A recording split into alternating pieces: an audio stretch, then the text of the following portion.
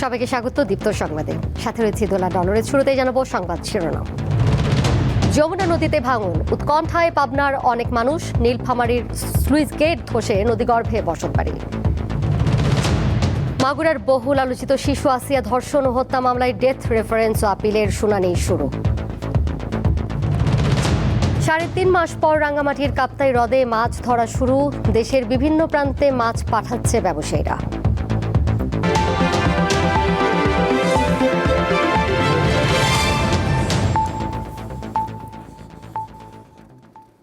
যমুনা নদীতে পানি বৃদ্ধি পাওয়ায় পাবনার বেড়া উপজেলায় নদী ভাঙন দেখা দিয়েছে।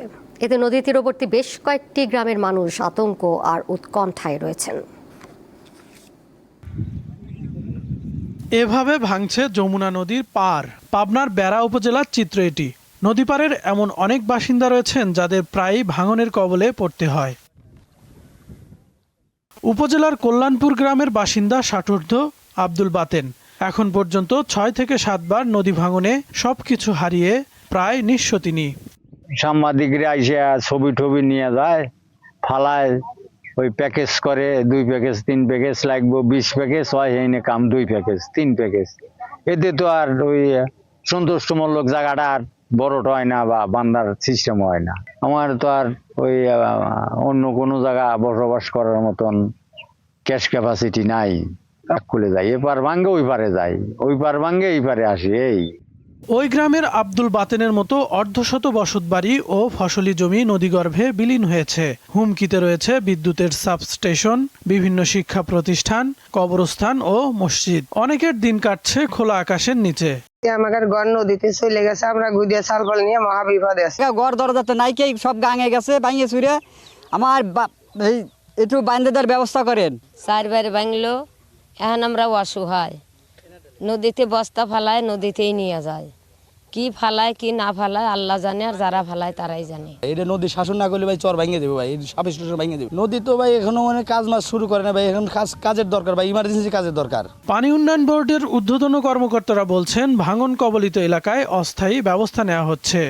মন্ত্রী মহোদয় বরাবর সেখান থেকে আমাদের একটা ডিক্লারেশন আসে, যেখানে ভাঙন কবলিত স্থানগুলো উনি চিহ্নিত করে দিয়েছে। আমরা ওই ভাঙন কবলিত এগুলি আবার নিজের সরেজমিনে আমরা করে পরিদর্শন করে সেসব জায়গাতেগুলো আমরা অস্থায়ী প্রতিরক্ষামূলক কাজ ডিক্লারেশন করে ইমার্জেন্সি ঘোষণা করে ওই সব জায়গাগুলোকে আমরা কাজ করে যাচ্ছি। নদী ভাঙন রোধে দ্রুত কার্যকর ব্যবস্থা নেওয়ার দাবি ভুক্তভোগীদের। কাউসার আহমেদ, দীপ্ত, বার্তাকক্ষ।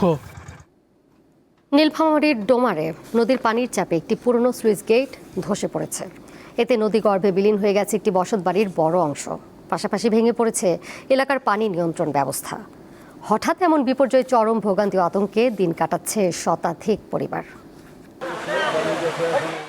নীলফামারীর ডোমার উপজেলার জোড়াবাড়ি ইউনিয়নের পূর্ব হলহলিয়া গ্রামের বাসিন্দা হালিমা বেগম স্বামীকে হারিয়ে 3 মেয়ে ও 1 ছেলেকে নিয়ে ছোট্ট একটি বসতবাড়িতেই চলছিল তার জীবন সংগ্রাম। কিন্তু শেষ আশ্রয়টুকুও কেড়ে নিয়েছে হরিডরা নদী। সম্প্রতি অতিবৃষ্টি ও উজানের পানিতে নদীর স্রোত বেড়ে যায়। নদীতে ভেসে আসা একটি পাটের জাগ স্লুইস গেটের মুখে আটকে পড়ে। এতে বাড়তে থাকা পানির চাপে এক পর্যায়ে ধসে পড়ে স্লুইস গেট। মুহূর্তেই নদীগর্ভে বিলীন হয়ে যায় হালিমা বেগমের বাড়ির বড় একটি অংশ। এখন খোলা আকাশের নিচে চরম অনিশ্চয়তায় দিন কাটছে তাদের। এলাকার লোকও না, চেয়ারম্যান মেম্বার কেউ আমার এখনো খোঁজ খবর করেনি। আমি আসছি এখানে, আসার পরে দেখতেছি ব্রিজ ভেঙে আমার মায়ের দোকান পাশার ঘর বাড়ি সব ভেঙে চলে গেছে। যেদিন আমাদের এটা ভাঙছে আমরা আসা দেখি যে ভাঙাচুরা একদম সেই চেয়ারম্যান আসিয়া তার মনে করেন যে 2 প্যাকেট চাল দিয়ে গেছে। পাশাপাশি নদীর ভাঙন আতঙ্কে দিন কাটছে আশেপাশের আরো বেশ কয়েকটি পরিবারের। আমাদের এখানে পুলটা ভাঙার পরে আমাদের অনেক অসুবিধা হচ্ছে, আমাদের বাচ্চা কাছে স্কুলে যেতে পারতেছে না। সুইচ গেটটা নষ্ট হওয়ার কারণে আমাদের এলাকার অনেক ক্ষতি হয়েছে, অনেক জমি জায়গার ক্ষতি হয়েছে, এখানে একটা বাড়ির ক্ষতি হয়েছে। সুইচ গেটটা ভাঙার কারণে হচ্ছে এই যে একটা বাড়ি গেল, ওই সামনের দিকে অনেক আবাদি জমি মানুষের নষ্ট হয়ে গেল। ঘটনার পর ক্ষতিগ্রস্ত এলাকা পরিদর্শন করেছেন ডোমার উপজেলা প্রশাসক ও এলজিইডি কর্মকর্তারা। বর্তমানে লোকজনের চলাচল করার জন্য ইউনোমদের সাথে কথা বলে আমরা সেখানে একটা কাঠের সাঁকো দেওয়ার জন্য আমরা প্রাথমিকভাবে পদক্ষেপ গ্রহণ করেছি।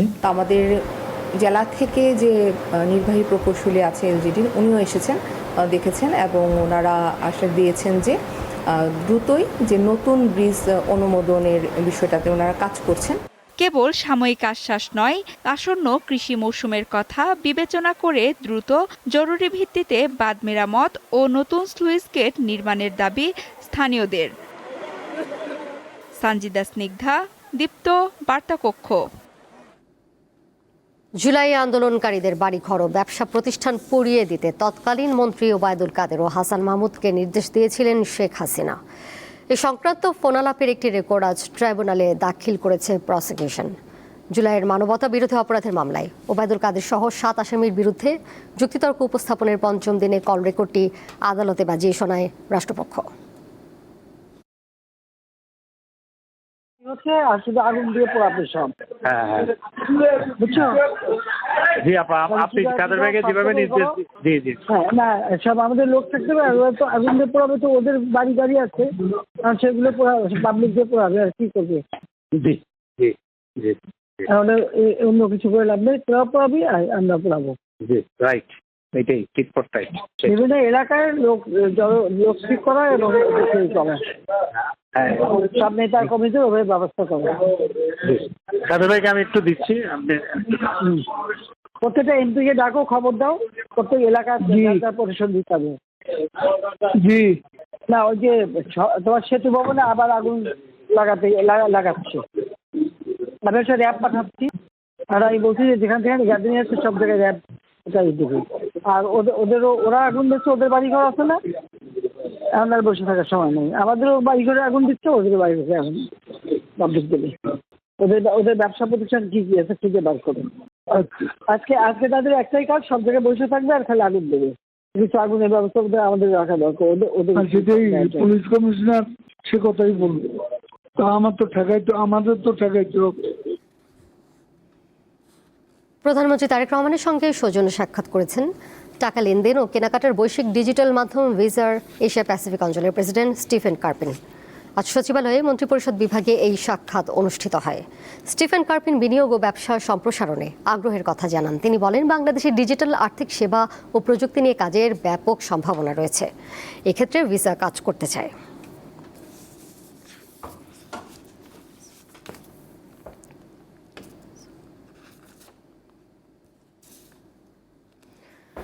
মাগুরার বহুল আলোচিত 8 বছরের শিশু আসিয়া ধর্ষণ ও হত্যা মামলায় মৃত্যুদণ্ড অনুমোদনের আবেদন ও আসামির আপিল শুনানি শুরু হয়েছে। বুধবার বিচারপতি বিশ্বদেব চক্রবর্তী ও বিচারপতি কে এম রাশেদুজ্জামান রাজার বিশেষ বেঞ্চে শুনানি শুরু হয়। 2025 সালের 17 মে মামলার প্রধান আসামি হিটু শেখকে মৃত্যুদণ্ড দেয় মাগুরার নারী ও শিশু নির্যাতন দমন ট্রাইব্যুনাল। একই রায়ে অপর 3 আসামি সজীব শেখ, রাতুল শেখ ও জাহেদা বেগমকে খালাস দেওয়া হয়। 2025 সালের মার্চের শুরুতে মাগুরার নিজ নান্দুয়ালি গ্রামে বোনের শ্বশুর বাড়িতে বেড়াতে গিয়ে ধর্ষণের শিকার হয় শিশু আসিয়া। গুরুতর অবস্থায় বিভিন্ন হাসপাতালে চিকিৎসাধীন থাকার পর 13 মার্চ ঢাকার সম্মিলিত সামরিক হাসপাতালে মারা যায় শিশুটি।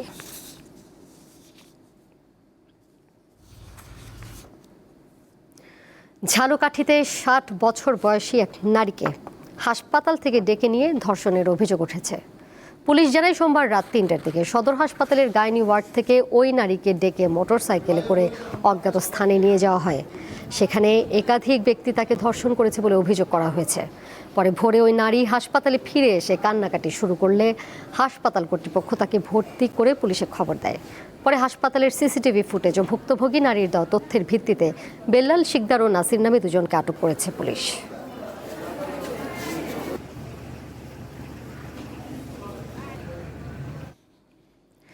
এবার কেওয়াই স্টিল চট্টগ্রাম সংবাদ।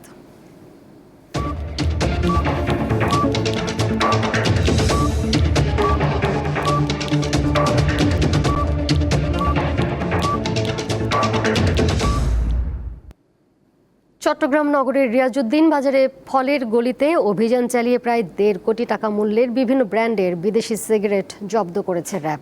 সোমবার রাতে গোপন সংবাদের ভিত্তিতে ফলের গলির একটি ভবনের 2য় ও 3য় তলায় অভিযান চালিয়ে এসব সিগারেট জব্দ করা হয়।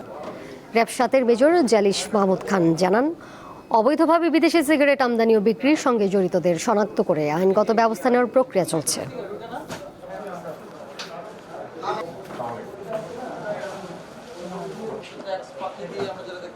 3.5 মাসের নিষেধাজ্ঞা শেষে রাঙ্গামাটির কাপ্তাই হ্রদে মাছ ধরা শুরু হয়েছে।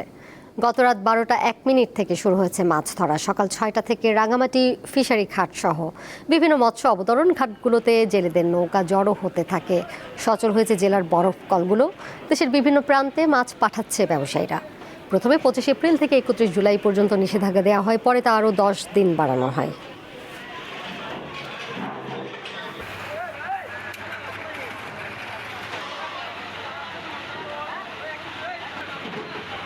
প্রিপেড মিটার বাতিল ও অতিরিক্ত বিদ্যুৎ বিল প্রত্যাহারের দাবিতে নারায়ণগঞ্জে সমাবেশ ও গণমিছিল করেছে নারায়ণগঞ্জ নাগরিক অধিকার ফোরাম। সকাল 10টায় শহরের চাষাড়া কেন্দ্রীয় শহীদ মিনার প্রাঙ্গণে সমাবেশ হয়। এরপর একটি গণমিছিল চাষাড়া থেকে শুরু হয়ে কালীবাজার হয়ে নারায়ণগঞ্জ প্রেস ক্লাবের সামনে গিয়ে শেষ হয়। সমাবেশে বক্তারা অভিযোগ করেন, বিদ্যুতের অযৌক্তিক স্ল্যাব ও প্রিপেড মিটারের মাধ্যমে গ্রাহকদের উপর অতিরিক্ত বিলের বোঝা চাপানো হচ্ছে।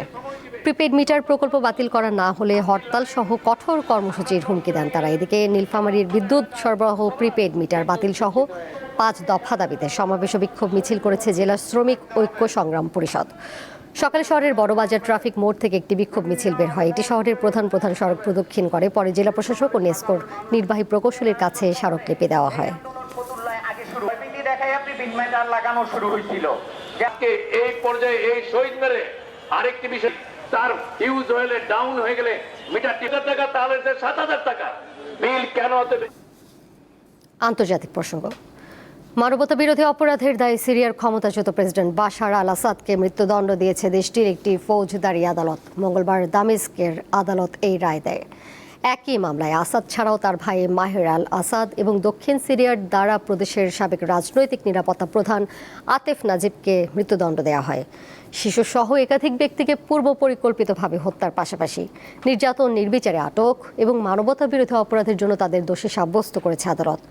2024 সালে সিরিয়ার বর্তমান প্রেসিডেন্ট আহমেদ আল শারার নেতৃত্বাধীন যোদ্ধাদের অভিযানে মাত্র 11 দিনের মাথায় দেশ ছেড়ে রাশিয়ায় পালিয়ে গিয়েছিলেন বাশার আল আসাদ। ফিলিস্তিনের অধিকৃত পশ্চিম তীরে 550 একর জমি দখল করে নিয়েছে ইসরায়েল। সামরিক কাজে ব্যবহারের কথা বলে এই জমি দখল করা হয়েছে। সোমবার এক বিবৃতিতে ফিলিস্তিনের বসতি স্থাপন ও প্রাচীর প্রতিরোধ বিষয়ক কমিশন জানিয়েছে, উত্তরাঞ্চলীয় মার্দা শহরে এসব জমি দখলে নেওয়া হয়েছে। ইসরায়েলি কর্তৃপক্ষ নতুন একটি সামরিক আদেশ জারি করে মার্দা শহরের 550 একর জমি দখলের নির্দেশ দিয়েছে। এই আদেশের আওতায় ওয়াদি কাসেম ও কাফিফ আল আবহার এলাকার জমিও পড়েছে। কমিশনের তথ্য মতে শুধু জুলাই মাসেই ফিলিস্তিনের 2,05,324 একর জমি দখলের আদেশ দিয়েছে ইসরায়েল।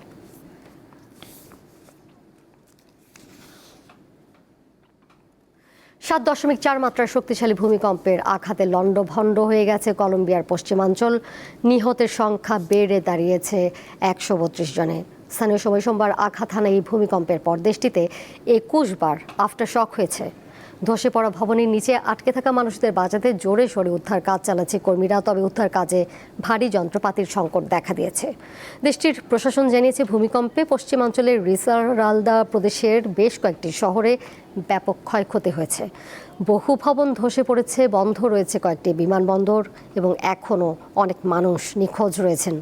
কলম্বিয়ার ভূতাত্ত্বিক সংস্থা জানিয়েছে, এটি 21 শতকে দেশটিতে আঘাত হানা সবচেয়ে শক্তিশালী ভূমিকম্প। কলম্বিয়ার পাশাপাশি প্রতিবেশী দেশ ইকুয়েডর ও পানামাতেও জোরালো কম্পন অনুভূত হয়েছে।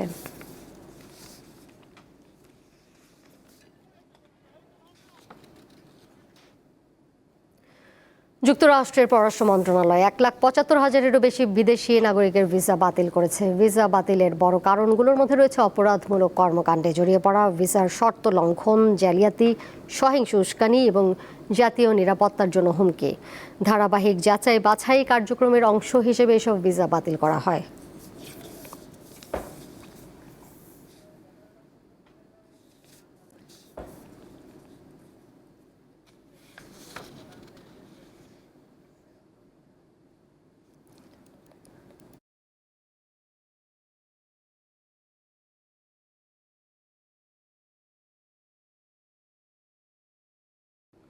এবারে খেলার খবর।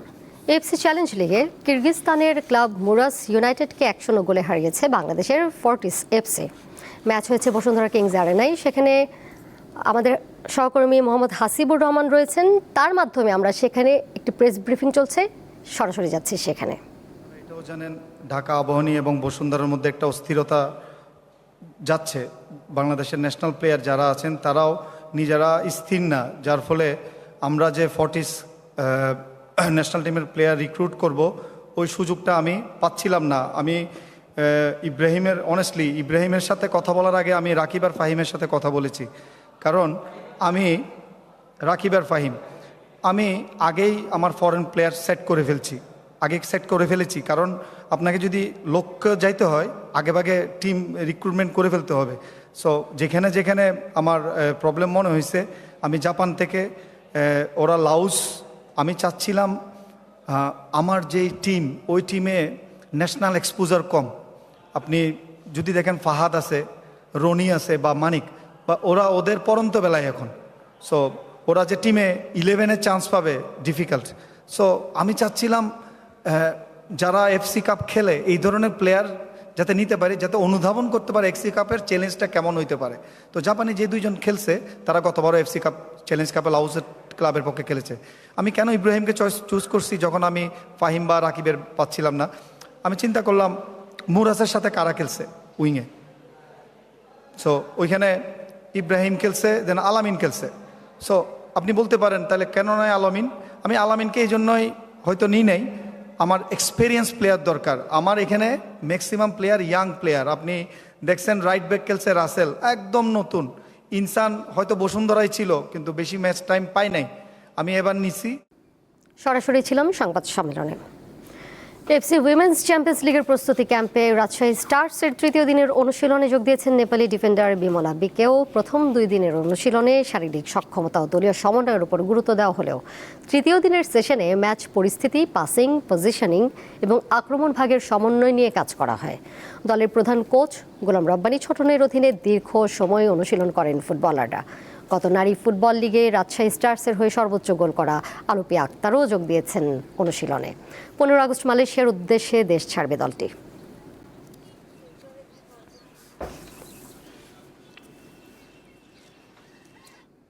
শেষ করব দীপ্ত সংবাদ, যাবার আগে শিরোনামগুলো জানিয়ে দেব আরও একবার। যমুনা নদীতে ভাঙন, উৎকণ্ঠায় পাবনার অনেক মানুষ। নীলফামারীতে সুইচ গেট ধসে নদী গর্ভে বসতবাড়ি। মাগুরার বহুল আলোচিত শিশু আসিয়া ধর্ষণ ও হত্যা মামলায় ডেথ রেফারেন্স ও আপিলের শুনানি শুরু। 3.5 মাস পর রাঙামাটির কাপ্তাই হ্রদে মাছ ধরা শুরু। দেশের বিভিন্ন প্রান্তে মাছ পাঠাচ্ছেন ব্যবসায়ীরা। এই ছিল এখনকার মতো। পরের সংবাদ দেখবেন সন্ধ্যা 6টা 40 এছাড়াও আরও তথ্য এবং বিনোদনের নানা খবরাখবর জানতে যুক্ত থাকুন দীপ্তর ডিজিটাল প্ল্যাটফর্মে। সবাইকে ধন্যবাদ এতক্ষণ সাথে থাকার জন্য।